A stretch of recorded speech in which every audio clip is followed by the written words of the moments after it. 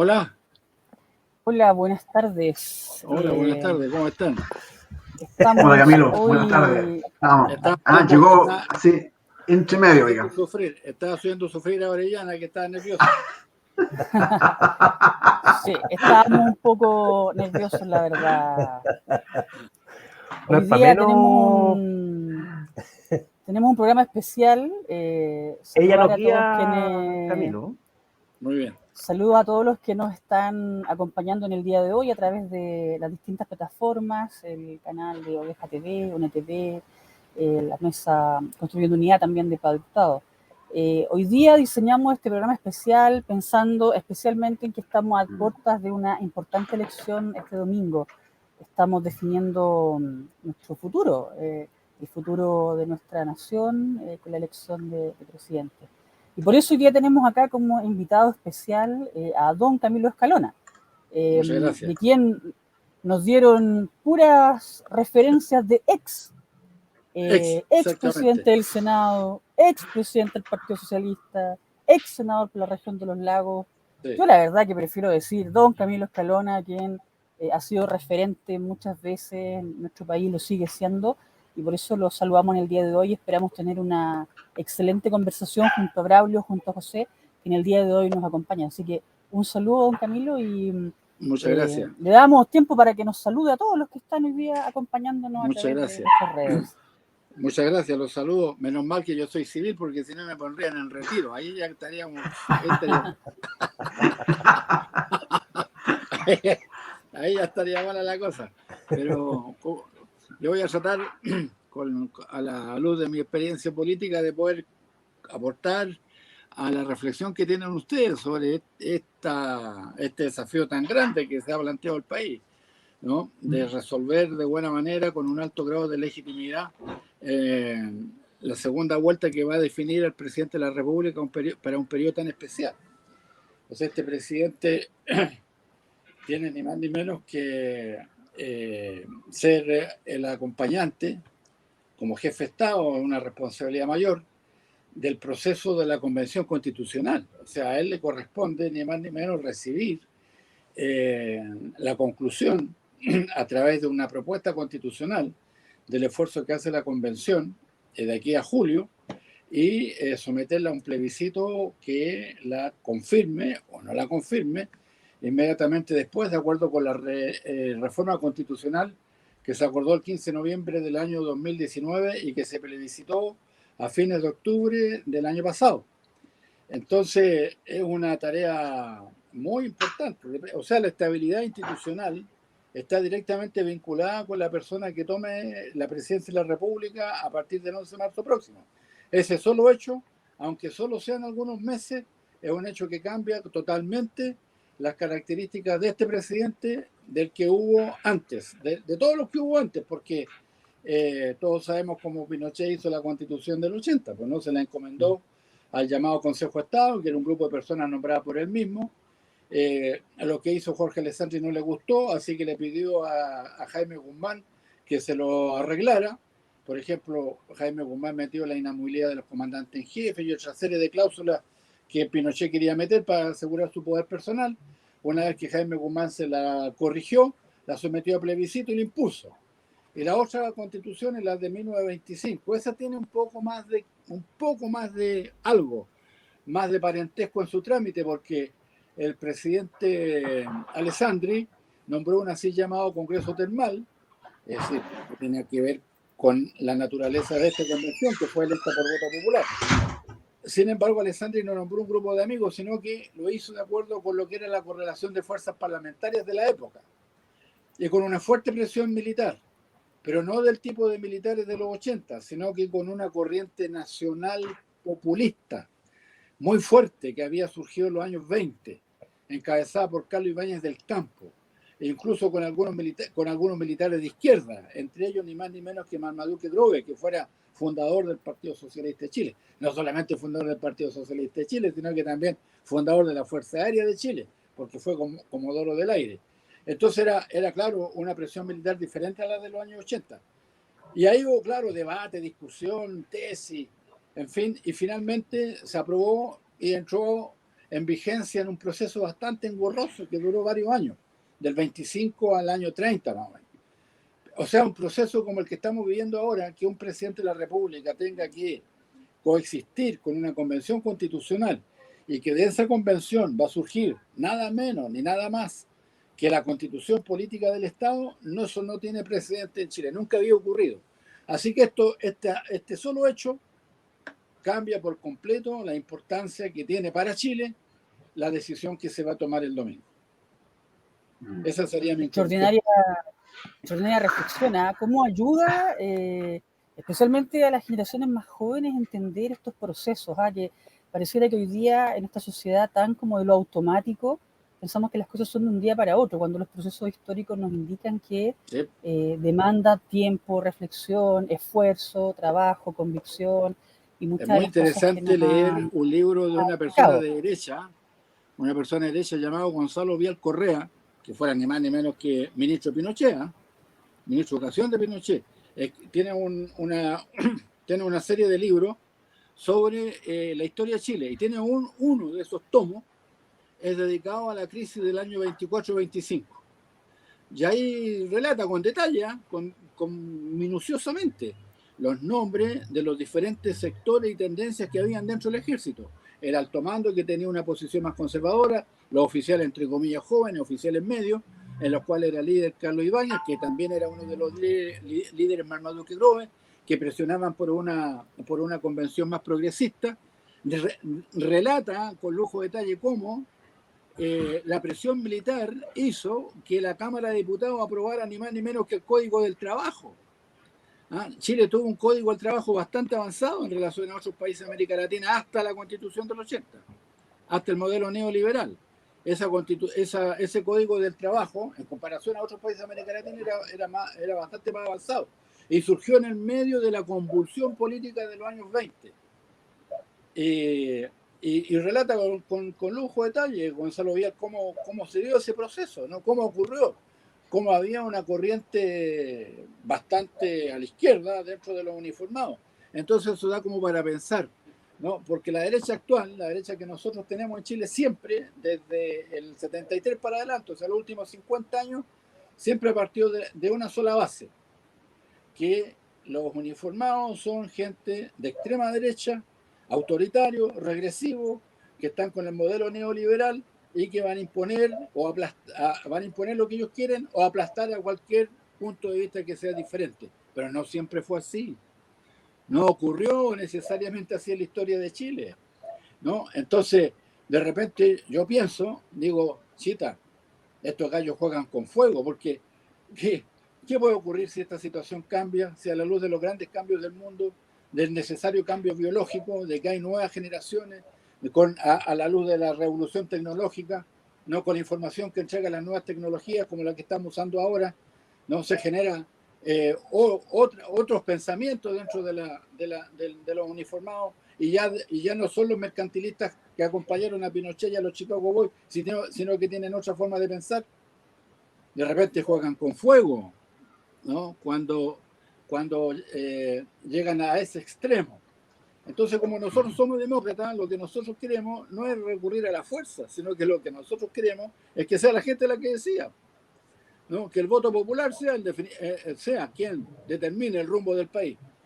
Por eso que es bien importante, tomando en cuenta que el rumbo del país ahora está en una encrucijada y que puede irse en dirección A o en dirección Z, con todas las letras que hay entre medio en el abecedario, ¿no? Como el rumbo del país está en un momento, en una encrucijada, es muy importante lo que pase este domingo. Ahora, en este continuo histórico, para que después, no sé si Braulio o José de ahí también van a querer intervenir con algunas reflexiones y preguntas, en este continuo, lo que pasó en la elección anterior, bueno, nos dejó a muchos con una sorpresa profunda, dado el resultado que obtuvimos. En su análisis, ¿usted esperaba algo así? Que esta segunda vuelta fuera entre Gabriel Boric y Kast, y que Kast obtuviese esa votación. ¿Se esperaba algo así? ¿Cuál es su análisis? Yo no pensé que iba a ser la primera mayoría. Lo puedo entender, ¿no? Porque la candidatura de centro derecha, me refiero a la candidatura de Sebastián Sichel, se desinfló completamente. Entonces, ese factor yo creo que fue determinante. Sobre esto un par de minutos nomás. Yo creo que el cálculo de la moneda de Sebastián Piñera y su equipo fue que ante una candidatura que tampoco finalmente fructificó, pero que en algún momento iba creciendo, me refiero a la candidatura de Yanna Proboste, frente a una candidatura de centro izquierda que iba creciendo, ellos tenían que buscar un rostro no tradicional de la derecha. Y entonces se embarcaron en este experimento de respaldar e inflar la candidatura de Sebastián Sichel. Uso la palabra inflar no de manera peyorativa, sino que simplemente constatando un hecho, porque es un candidato que hace un año atrás nadie pensaba, ni siquiera él mismo lo pensaba, ¿no? Él estaba pensando en ser parlamentario, él tenía una mirada política de un cierto desarrollo a más largo plazo, tomando en cuenta además que es una persona que recién superó los 40 años. Pero para frenar una eventual alternativa de centro izquierda, ellos quisieron hacer una cierta cosmética en la imagen de la candidatura de la derecha. Y levantaron a Sichel, pero no resultó. Solamente le resultó al inicio de la operación, le ganó la primaria, derrotó a Lavín. Pero no se solidificó, no cristalizó esa campaña. Y entonces las fuerzas de la derecha oficialista se hundieron y concurrieron hacia la candidatura de la ultraderecha, en este caso la de Kast. Y se dio lo que en mayo, junio, julio no era esperado, agosto, septiembre incluso. ¿No? Ocurrió que el desfonde, el hundimiento de la candidatura de Sichel generó el crecimiento inesperado a su derecha de la candidatura extremista de derecha de José Antonio Kast. Y al mismo tiempo, en la otra parte, ocurrió algo similar. No se solidificó la candidatura de Yanna Proboste, ¿no? La Democracia Cristiana, los datos de la encuesta lo indican, no tuvo la fuerza necesaria porque sacó alrededor del 5% de los votos, eso es muy poco para sostener una candidatura presidencial. Ella no tuvo la fuerza para sostenerla, además estaba con fuertes conflictos internos, no todos la respaldaron como tenían que respaldarla. El Partido Socialista también tuvo severas dificultades porque unos estaban con Proboste, los otros estaban con Boris. O sea, no se logró soldar el apoyo a la candidatura y en consecuencia tampoco resultó y se dio una alternativa más a la izquierda de la de Proboste, en este caso la de Gabriel Boric, y para muchos que hubiesen hecho una apuesta en marzo, ¿no? Se dio un hecho imprevisto. Las dos candidaturas no estaban previstas. O sea, yo creo que estas dos candidaturas, si habláramos en abril, los observadores políticos no hubieran puesto ni a Boris ni a Kast como los que pasaban a la segunda vuelta.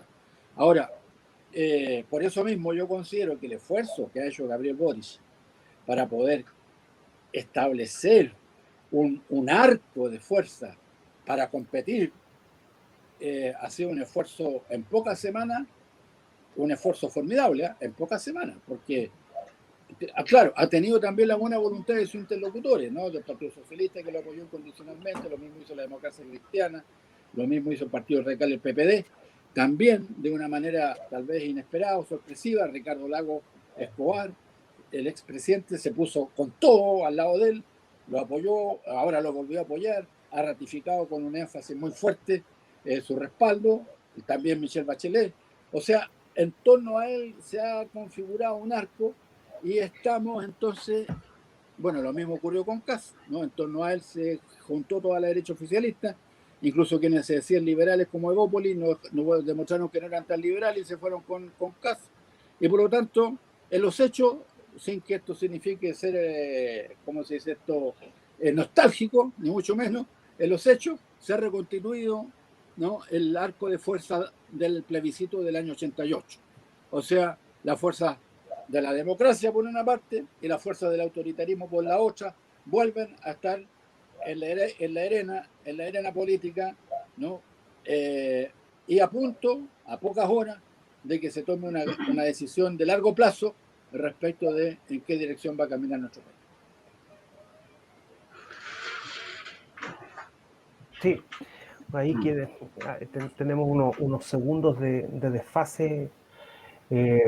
Bueno, Camilo, yo creo que lo que usted consigna es de una evidencia que hemos visto en todos los medios que hemos tenido oportunidad de visitar. ¿Cómo, cómo usted haría el análisis respecto de esta maniquea frase de no fueron 30 pesos, sino que fueron 30 años?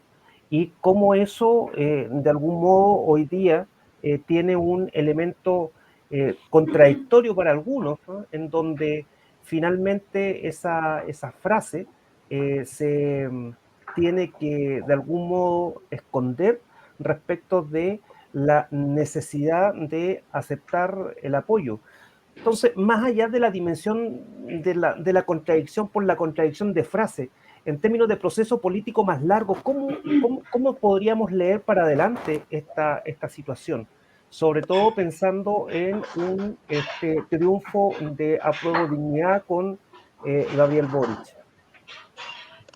Mire, bueno, primero yo creo que el resultado del domingo no se sabe, ¿no? O sea, yo creo que este resultado es muy estrecho. Aquí tenía la cifra, se me apagó el celular en que tengo los datos. Sebastián Piñera sacó en segunda vuelta 3.796.000 votos, o sea, casi 3.800.000 votos.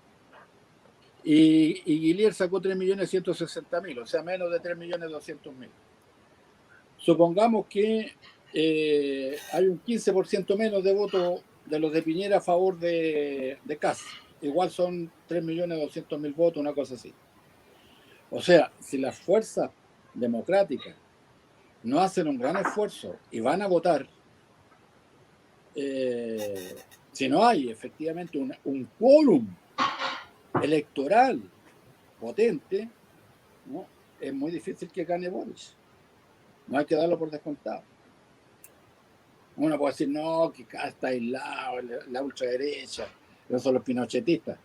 Pero el arco de fuerzas que se reunió en torno a él es un arco que tiene 3.800.000 votos. No es cualquier cosa. Yo no soy de los que dice que el resultado está listo. Hay que ir a votar. Si no se va a votar, el resultado va a ser negativo, desfavorable. Ahora, partiendo de esa base, entro yo a analizar el tema que usted me plantea, digamos, ¿no? Yo creo que dentro de los errores de la antigua concertación está un error, uno dentro de otro, ¿no? Porque la tecnocracia política que se formó en los gobiernos concertacionistas, especialmente en su primera etapa, Elwin, Frey, Lagos, era una tecnocracia que le gustaba mirar en los fenómenos solo en la superficie. Entonces, cuando yo, por ejemplo, decía, mire, entonces presidente del Partido Socialista, yo voy a decir, mire, la derecha no dejó pasar la reforma al Código de Aguas que presentó Ricardo Lagos cuando era ministro de Obras Públicas en el gobierno de Frey, que no lo dejó pasar, ¿no? Porque aquí, ahora, por ejemplo, se dice, pero ¿cómo no hicieron nada? Por ejemplo, en el tema del agua. Bueno, Lagos presentó una propuesta de reforma al Código de Agua. A la derecha se le echó abajo. ¿Por qué? Porque la suma de los candidatos que ellos elegían más los senadores designados le daba ellos mayoría y en el Senado le echaron abajo. Entonces, yo sostenía, siempre sostuve la idea de que nosotros teníamos que denunciar. Denunciemos a la derecha lo que hace. Entonces la tecnocracia que se instaló decía no, la gente no apoya al que tiene problemas, al que no No, la gente no, va a pensar de que no somos capaces de gobernar. No, no, eso es un error. No, sigamos nomás, sigamos. Pongamos el acento en lo que somos capaces de hacer y nadie nos va a dar premio por lo que no nos aprueba. Y entonces, claro, no había crítica a la derecha. O sea, el esfuerzo de pedagogía política respecto de los problemas del país, la enseñanza de lo que efectivamente estaba pasando era muy débil, ¿no? O sea, se instaló lo que algunos llamaron la autocomplacencia. No, dejémoslo.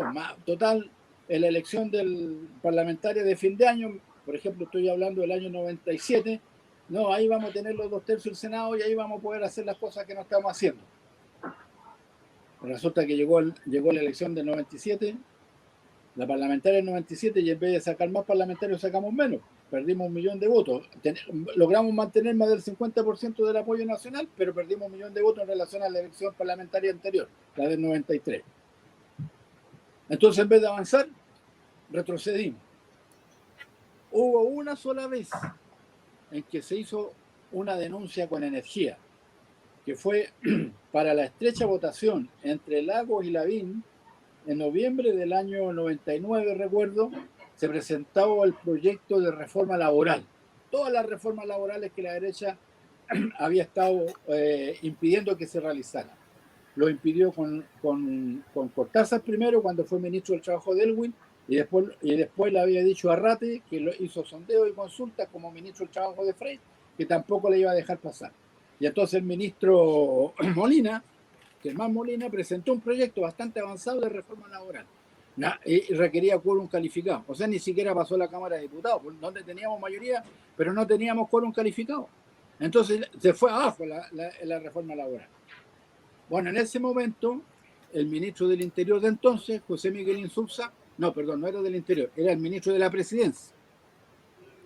Salió al patio de la Moneda con autorización del presidente de la República y denunció a la derecha con mucha fuerza por el completo bloqueo que hacía de las reformas laborales para generar mejores condiciones de negociación colectiva para una mejor distribución de la riqueza en el país.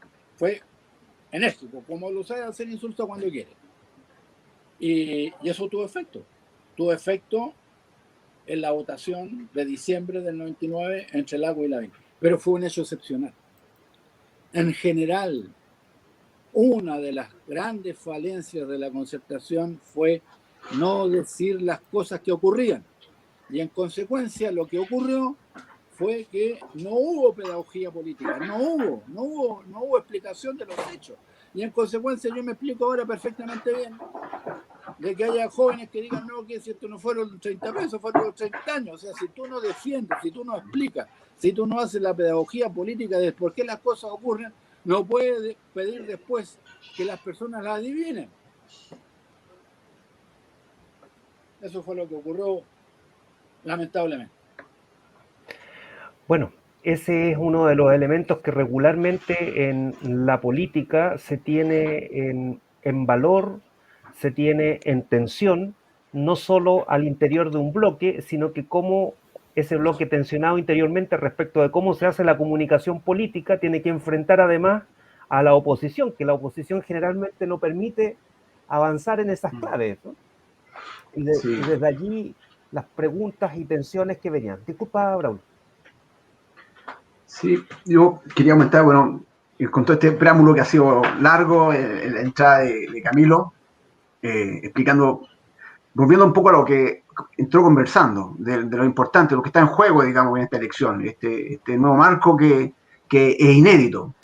También es inédito que hoy en día yo diría que cada vez la comunidad tiene más información. El acceso a la información es lo que también no ha significado que la gente esté mejor informada.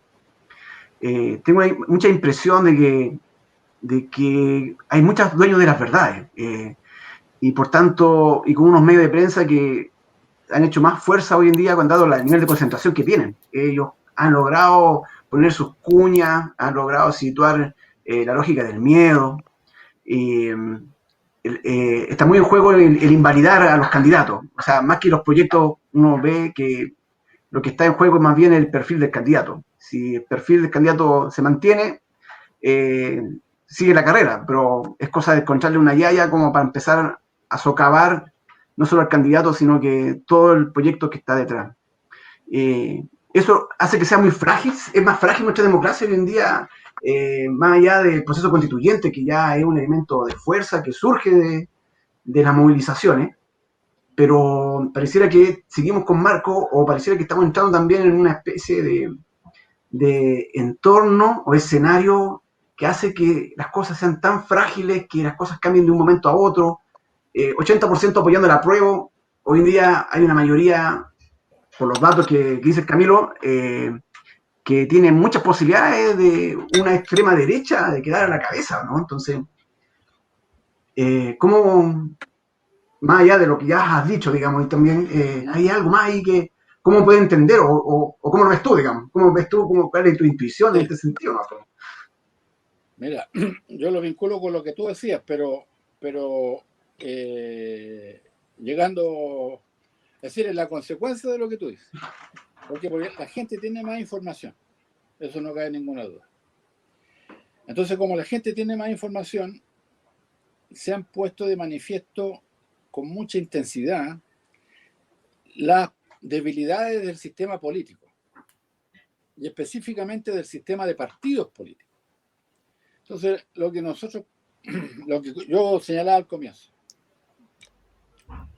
los partidos, y seguramente hay dirigentes o militantes de esos partidos, personeros de esos partidos, sean senadores, diputados, parlamentarios, que no han tomado conciencia suficiente, yo creo, de este hecho, de que todo hoy día se conoce y todo se sabe, y llega instantáneamente a conocimiento de millones de personas. Entonces, por ejemplo, las peleas internas de los partidos, ¿no? Una persona yo creo que muchos no son capaces de medir, ¿no?, el impacto que eso tiene en las personas.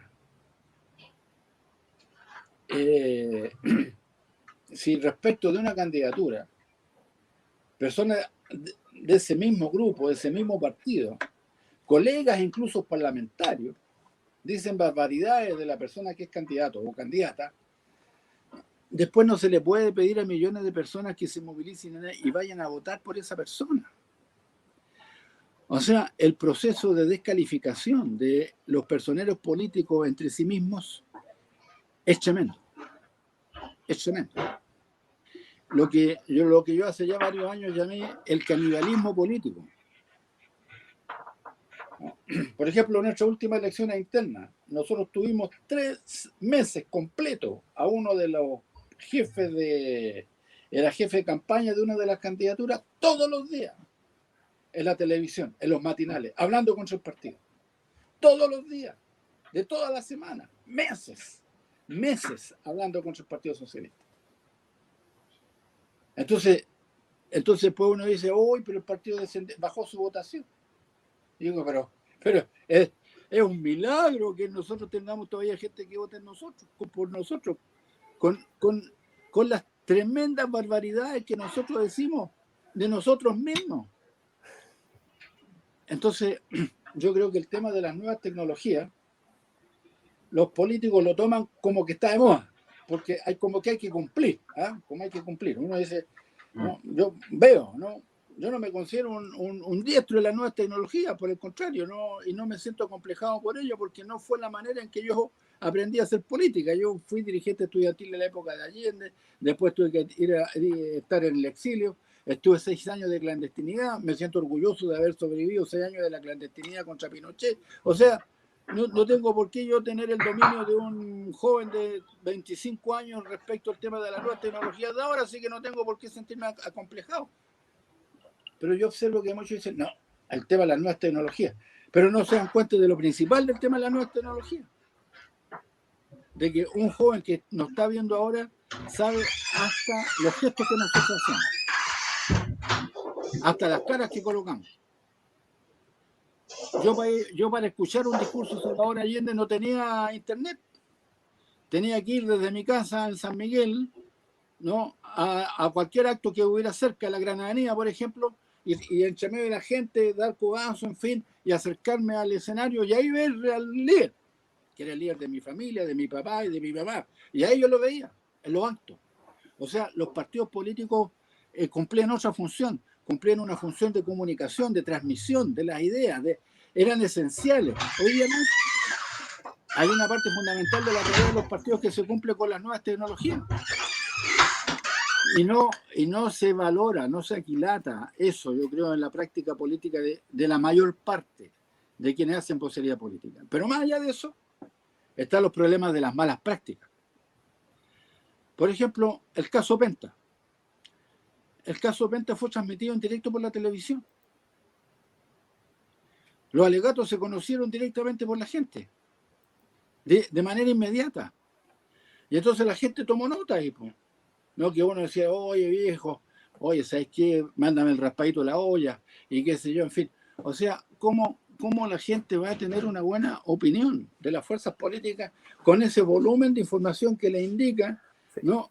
que para una cantidad bien significativa de dirigentes políticos de primer nivel, o sea, no estamos hablando de personas que son militantes de base, lo que estamos hablando son de personas que tienen niveles dirigentes, ¿no? Altos cargos, incluso parlamentarios y senadores, en fin, resulta que andan pasando el gorro y por un poco de plata le arreglan hasta los proyectos de ley a los grandes empresarios.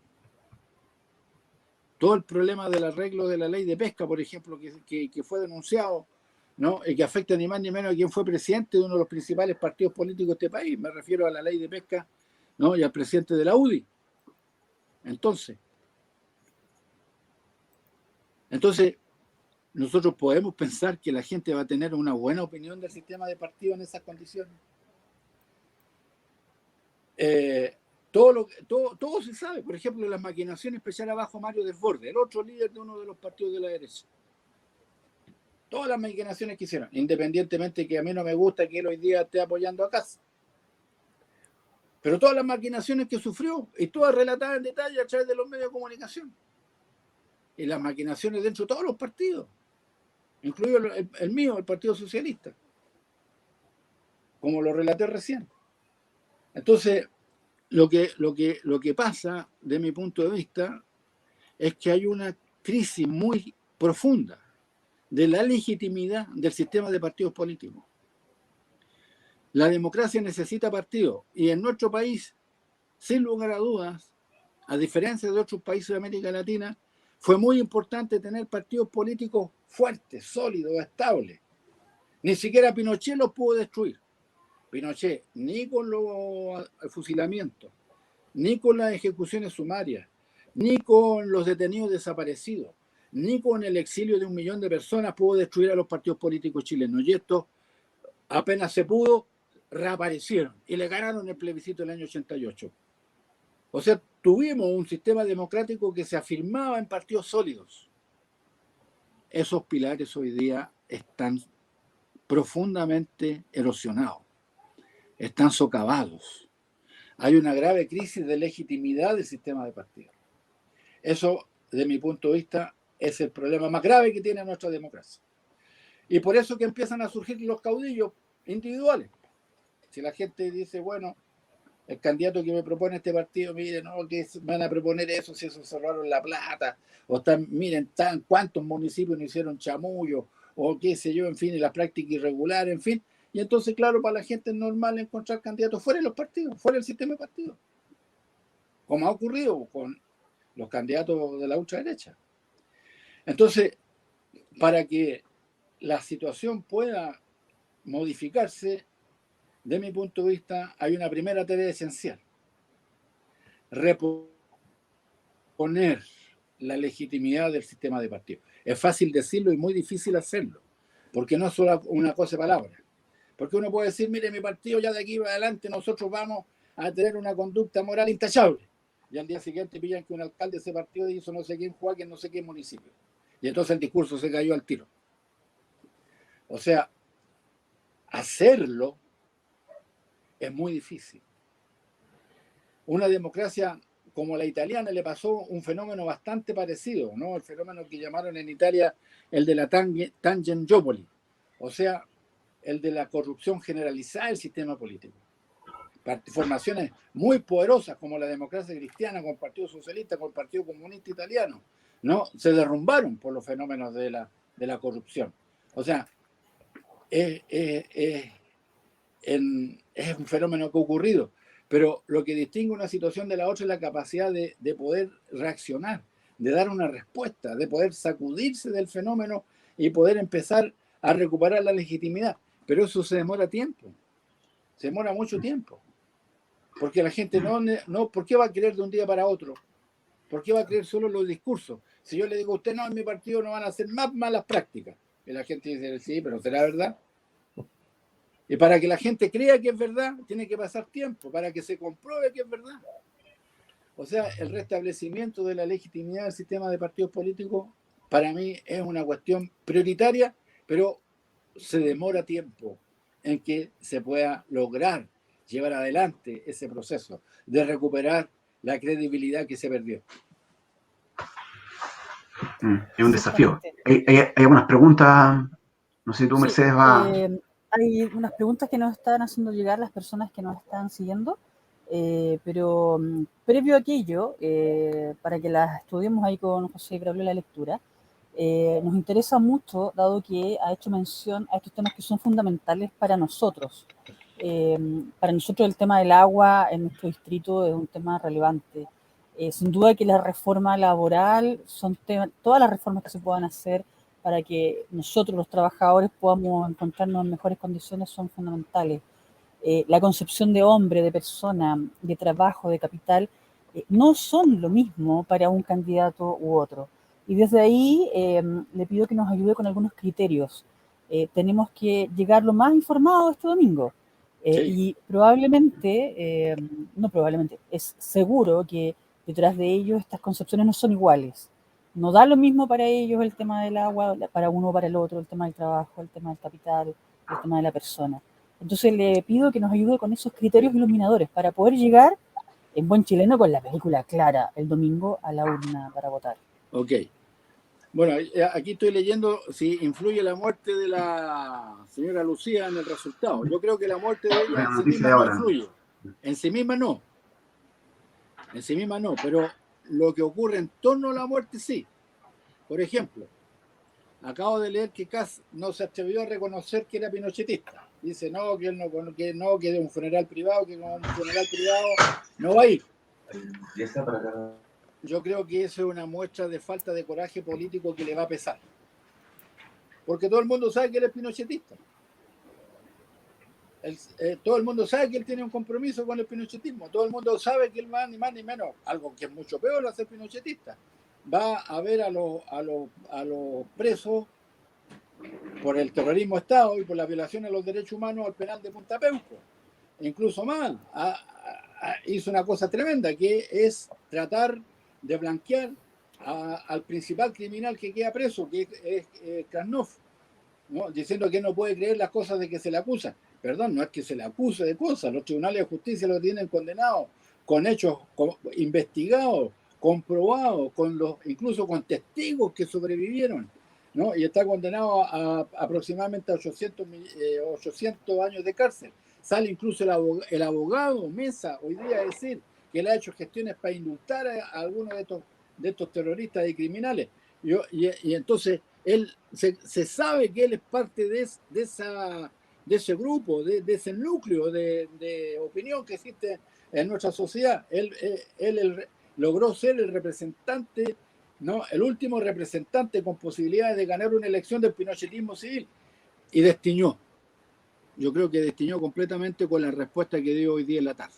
Y eso le va a pesar en el voto del pinochetismo duro. No tuvo el coraje para decir, mire, yo le voy a ir a dar el pésame a la familia de la viuda de Pinochet. No tuvo el coraje para decirlo. Dijo, no, una ceremonia privada, así que yo no voy a ir y no hay que meter esto en el... se corrió. O sea, destiñó completamente. Entonces, no es la muerte en sí misma, ¿no?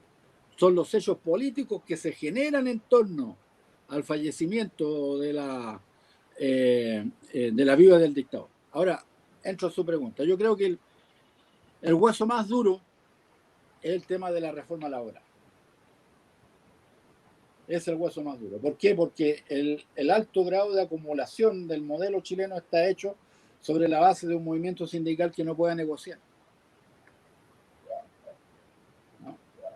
O sea, estas tasas de ganancia exacerbadas que tiene el empresariado chileno son posibles solo sobre la base de la incapacidad de la clase trabajadora de poder defender sus condiciones de vida y de obligar a que la patronal pueda reconocer los frutos de su trabajo de mejor manera. Les puedo contar una anécdota. En el gobierno de Frei, es la única vez que fui, lo digo porque no soy de los que anduvo viajando cuando fue parlamentario.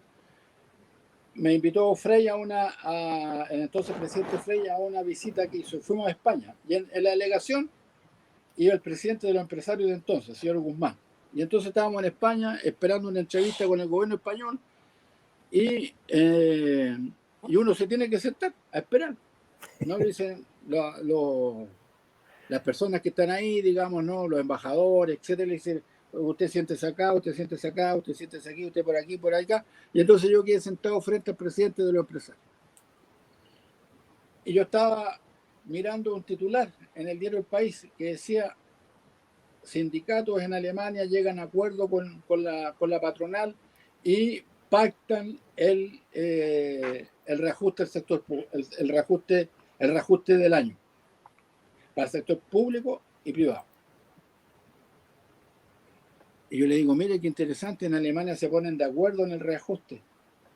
Y entonces el tipo me mira y me dice, no, pues me dice, ¿usted está pensando que en trasladar eso para Chile? No, pues me dijo, eso en Chile es imposible. O sea, la hizo cortita. ¿No? En Alemania es un requisito constitucional. Tiene que haber acuerdo entre la clase trabajadora y la patronal. Entonces me dijo, no, pues me dijo, eso en Chile es imposible.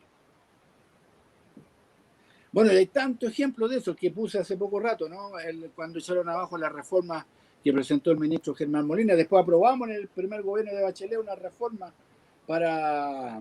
en contra de los multirut, ¿no? La llevaron por iniciativa del entonces senador Alamán, o actual canciller, al Tribunal Constitucional. Naturalmente el Tribunal Constitucional le dio la razón a Alamán, se cayó la reforma que habíamos hecho. Fue cuando yo usé la palabra que eran unos chupasangre, cosa que les trajo mucha rabia, me enojaron, me tuvieron aislado como un año, ¿no? Como con lepra, parecía que andaba yo porque todos se me arrancaban en el Senado porque había dicho una palabra demasiado fuerte que había molestado mucho a estos señores. O sea, el modelo funciona sobre la base que los trabajadores no negocian o no puedan negociar en igualdad de condiciones. Entonces, ese es hueso duro, ¿no? Yo creo que eso, mire, la derecha estuvo dispuesta a terminar con los senadores asignados. Lo entregó ya, el año 2005 para el 2006. Incluso más, mire, voy a hacer una cosa media provocadora. Estuvieron de acuerdo en que se terminara la inamovilidad de los comandantes en jefe. Ya no son más, ya no son inamovibles los comandantes en jefe. Listo, ya, lo entregaron. Han hecho muchas concesiones de cómo quedó la Constitución del 80 del año 90, cuando asumió él. De ahí para acá, ¿no? Fueron retrocediendo y en algún momento ya hicieron alguna concesión, una concesión por aquí, una concesión por allá, pero nunca han permitido que se haga de verdad una reforma laboral que le entregue a los trabajadores y al movimiento sindical la capacidad de negociar efectivamente por los salarios, remuneración y derechos de los trabajadores. Yo creo que eso es esencial, ¿sí? Porque si queremos tener un país más justo, yo creo que es imposible que ese país sea más justo sin resolver este problema. hay dos maneras en que se distribuye la riqueza en una economía capitalista. Uno, los impuestos, y dos, la negociación colectiva. Para que haya negociación colectiva tiene que haber sindicatos y movimientos sindicales. Si no es imposible. La negociación colectiva la van a perder los trabajadores. De repente logran avanzar. Por ejemplo, el sindicato que lograron, ¿no? En líder, el sindicato único del líder, el sindicato interempresa, logró generar, sacaron una negociación y lograron tener un avance. Pero ¿qué es lo que han hecho qué hizo la empresa de ahí para acá desde que logró el sindicato avanzar? Han ido socavando y erosionando al sindicato. Han ido sacando gente, lo han ido desprestigiando, lo han ido golpeando, ¿no? Lo han ido arrinconando. O sea, las prácticas antisindicales en este país son diarias. Y entonces, ¿por qué se cometen abusos de poder? Los abusos de poder están directamente relacionados con la ausencia de derechos de las personas. ¿Y cómo se pueden hacer efectivos esos derechos? A través, ¿verdad?, de sindicatos fuertes, sanos, saludables, unidos nacionalmente, de una central nacional que los represente de manera auténtica y efectiva, en fin. Yo creo que del dilema que usted me plantea, yo considero que el tema de la reforma laboral es fundamental. O sea, avanzar hacia un país más justo con el actual esquema laboral, yo lo veo imposible. Agradecemos esa reflexión. Nos han lanzado una pregunta del público, está ahí publicada, dice: ¿cuál fue el error de no hacer participación ciudadana y solo quedarse en el juego de las cúpulas de los partidos? Sí. Bueno, es parte de lo que yo decía, pero yo creo que el problema estuvo en que en la mirada del país, porque la antigua concertación tuvo dos miradas que no logró resolver una que fuera justa, por así decirlo. Estuvieron los que encontraban que todo iba bien, los autocomplacientes, y al otro lado estaban los que encontraban que todo iba mal, los autoflagelantes. Entonces, entre los que encontraban todo bueno y los que encontraron todo malo, no se construyó una mirada objetiva de aquellas cosas que eran positivas y aquellas que había que rectificar. Entonces, la autocomplacencia, ¿a qué conduce? Al conformismo. No, las cosas están bien, bueno, no, para aquí, bueno, no, vamos más allá, sí, estamos bien así. O sea, la autocomplacencia genera de inmediato conformismo. Y el conformismo impide enfrentar las tareas que están pendientes o rectificar y corregir lo que no esté bien hecho. La autocomplacencia es fatal. Y al otro lado de la autocomplacencia, los autoflagelantes, que encontraban todo malo. ¿A qué conduce encontrarlo todo malo? Al escepticismo, a hacerse un lado, paradojalmente, ¿no? Decir, no, que no, si esta cuestión no tiene arreglo, no. O sea, el fenómeno de los autoflagelantes conduce a que la gente se reste. Yo creo que una parte muy importante del activo social de la entonces concertación, por una mirada que se fue construyendo en el tiempo, no arbitraria, ¿no?, sino que por los hechos que estaban pasando, una parte de ese activo social se empezó a restar.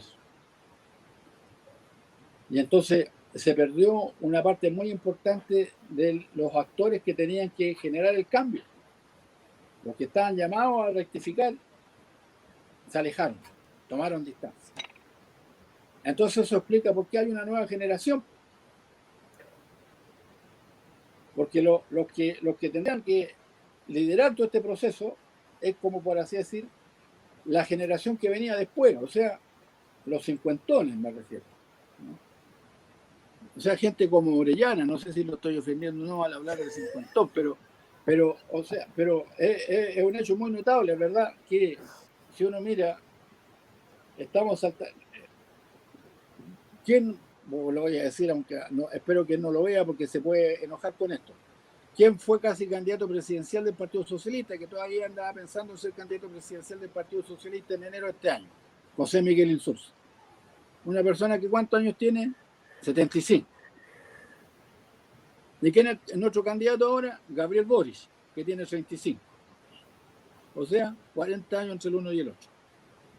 Entonces, se perdió una parte muy importante del activo social, de esa experiencia que se construye a través de la práctica, ¿no? Porque yo estoy de acuerdo con la pregunta anterior. La gente tiene mucho más conocimiento, acceso a la información, pero hay algo que no se compra en la farmacia, como se decía antes, que es la práctica, cómo se hacen las cosas, ¿no? Yo puedo decir ahora que se ha establecido una relación bien fecunda, según me han contado, en muchas comunas, entre personas socialistas con los dirigentes del Frente Amplio, ¿no?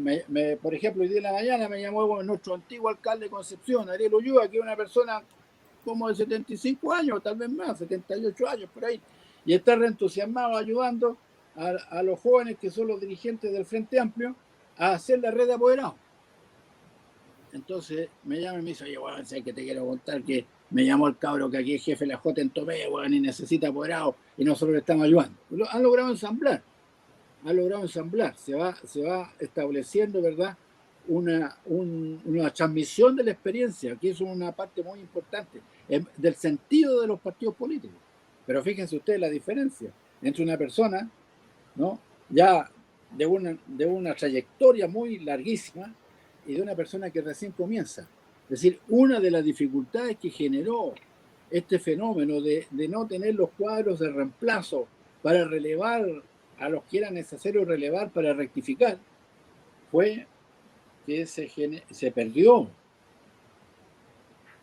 yo creo, un activo generacional muy significativo, muy significativo. Los dirigentes que nosotros tenemos en torno a los 50 años son muy escasos. Álvaro Elizalde, el presidente del partido, y 2 o 3 más, pero una generación, o sea, como fue posible hacerlo el año 90. Porque el año 90, claro, la dictadura decía, no, Pinochet lo calculó, ¿no? Dijo, no, yo no voy a ser capaz de gobernar, y fue cuando sacó la figura del general Romano Cincinnato, que lo habían llamado después a gobernar ante la incapacidad de quienes lo habían reemplazado de gobernar.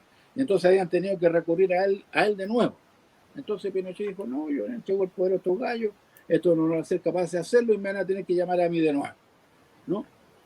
Pero afortunadamente se había conservado un activo de los diferentes partidos de la entonces Concertación. En eso influyó que algunos se habían salvado por estar en el exilio. Bueno, un capital humano para poder instalar en los ministerios, las subsecretarías, la intendencia. O sea, asumir el gobierno de un país requiere una consistencia, requiere una camada de personas que se extienda a lo largo y ancho del territorio nacional. Bueno, eso yo creo que fue una gran pérdida de la antigua Concertación. No renovó sus cuadros dirigentes en la dimensión, en el volumen que se necesitaba, porque esto no es problema de una persona o de 2 personas o de 3 personas. Estos son centenares de personas, por no decir miles de personas, que son las que toman la conducción de un Estado, y el Estado dirige el país en un determinado momento histórico. Así que yo no hago mía la pregunta, se la respondo sí, con los elementos que yo puedo, pero cuando dicen que la gente se desactivó, que las cúpulas desactivaron a la gente, no, yo no lo veo así el fenómeno. La gente le dio un tiempo a los partidos, ¿no? Yo mismo que era, me llamaban en un cierto momento, dijeron que yo era el ala izquierda, que me comportaba como el niño terrible de la Concertación. A mí, en mi distrito, yo fui diputado 8 años en el Bosque San Ramón de la Cisterna, del 90 al 98. Decían, oiga, compañero, cuidado, no hay que ir tan rápido. Oiga, el dictador todavía es comandante en jefe del ejército. O sea, la propia gente tenía una mirada de mucha cautela. No es una cosa, no es un invento mío decirlo, ¿no? La gente lo que quería era que se afirmara la autoridad civil, porque la dictadura había sido muy dura. ¿no? Los que habían sufrido las consecuencias de la crisis política del 73 fueron millones de personas, ¿no? Que sufrieron brutalmente la represión. Yo lo recuerdo con nitidez, porque yo era dirigente estudiantil del 73, tenía 18 años. Los allanamientos a las poblaciones, cómo sacaban a la gente a las 3, 4 de la mañana, sin vestirse, semidesnudos, a las canchas, a los patios. Esa receta la repitieron para las protestas nacionales del 83, 84, 85.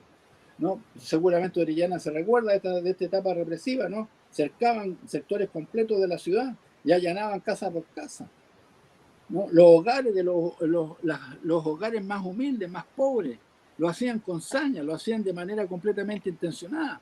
La gente que en ese tiempo no había el desarrollo industrial o comercial de ahora, y por lo tanto los que tenían televisión no eran todos. Rompían los televisores, rompían las radios, rompían los colchones, ¿no? Los rajaban con las bayonetas.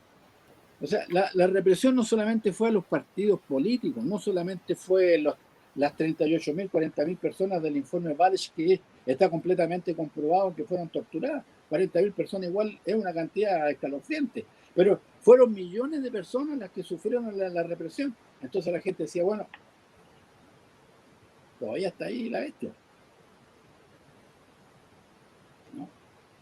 Entonces yo creo que el fenómeno está vinculado a las debilidades del proceso y la incapacidad de rectificar a los partidos.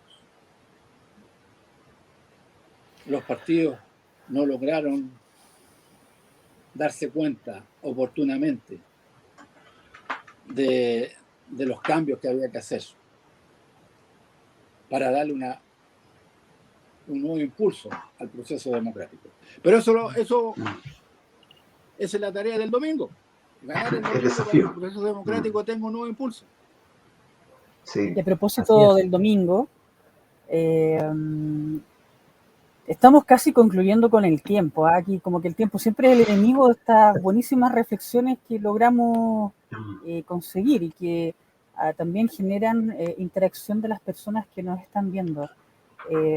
Como usted es un hombre disciplinado, muy disciplinado, vamos a hacer lo siguiente, mire. Hay 2 preguntas ahí que andan dando vuelta en nuestro chat de las personas que nos ven.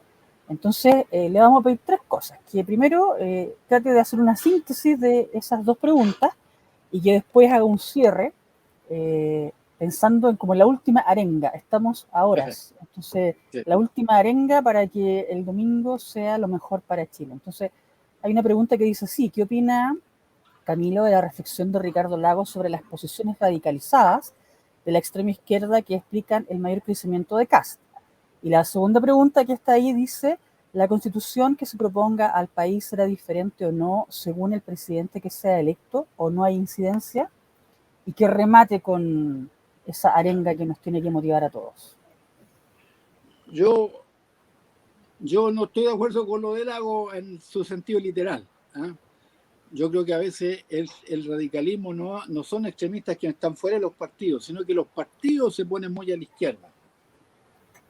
Los partidos, yo creo que los partidos calcularon mal el 2019. Pensaron que el Estado se iba a romper. Partidos de izquierda. Y el Estado no iba a romper, porque nunca estuvo el peligro de que se quebraran o dividieran las Fuerzas Armadas, que son la base material del Estado. Entonces, yo no lo miro de la manera en que lo mira Lagos el fenómeno. Yo creo que el problema está en que los partidos a veces se subjetivizan, piensan que las cosas son más fáciles de hacer de lo que efectivamente son. Hacer un cambio social es una tarea gigantesca, es muy difícil, no es un juego, ¿no? Se subvaloran las dificultades. Bueno, no me voy a alargar. Y la segunda es si influye el presidente o no. Claro que influye. Yo creo que Boric es un impulso a una nueva constitución y Kast un obstáculo tremendo. Si gana Kast, se va a alienar la derecha dentro de la convención constitucional. Y van a sacar, no la uña, van a sacar unas garras grandes, ¿no? Y Filúa. Entonces, yo creo que para que haya una nueva constitución es fundamental que gane Boris. Y mi arenga sería decir que la democracia es para decidir, así que quiera votar. El que no quiera decidir el destino de Chile, que se quede en su casa. Todo aquel que se sienta comprometido de verdad con la nación, con la patria, tiene que ir a votar, porque lo que se decide va a pesar, ¿eh? Por unos cuantos años, por mucho tiempo. Y los libros de historia se van a recordar de este episodio. Van a decir, no fueron capaces. Esa es una posibilidad. Y la otra, sí, se levantaron, fueron a votar, ganaron, consiguieron lo que querían. Vamos a escribir la historia el domingo. Eso se trata. Muchísimas gracias. Bueno, yo creo que ya hemos excedido tiempos, yo creo que fue necesario excederlos, creo que era también quizás necesario seguirlos extendiendo, pero sabemos que Camilo tiene otras responsabilidades y otros... Y yo soy bueno para hablar, así que mejor me paro. otros pedidos, me imagino, por allí para hacer alguna reflexión, sobre todo en estos días de incertidumbre, y que por lo menos en lo que a nosotros respecta como equipo, como grupo, como programa, hemos establecido entonces algunas dimensiones del por qué necesariamente hay que ir a votar, necesariamente tenemos que hacer todo lo que esté a nuestro alcance para que la opción de Gabriel Boric y de Apruebo Dignidad sea la que se imponga el próximo domingo, dadas las orientaciones que nos entrega Camilo, un protagonista de un proceso largo de nuestra historia política, proceso político, y que por ser lo que es ha tenido de luces y de contraluces respecto de sus gestiones. Por lo tanto, es un actor válido, pertinente, necesario de escuchar y también de proyectar analítica y críticamente lo que será el futuro. Por mi parte, Camilo, agradecerle y no sé, Braulio, Mercedes, sí. Solo agradecer el espacio, esperamos encontrarnos de nuevo a Camilo posteriormente quizás para revisar un poco lo que ha sucedido. No sé si este año alcanzamos, este año no nos queda nada, ya estamos en las fiestas. Y nada, agradecer a los que se sumaron con las preguntas, a Carlos Acuña, a Christopher, al profe Federico Arena, que también se nos acercó con preguntas. Zapata estaba por ahí también, nos hizo una pregunta en el chat. Y sumarme a lo importante de ir a votar.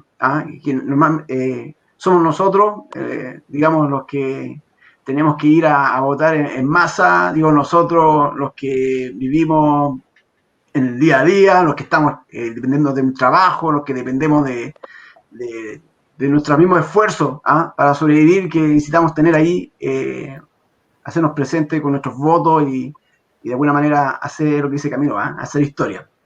Así que muchas gracias, Camilo. Muchas gracias.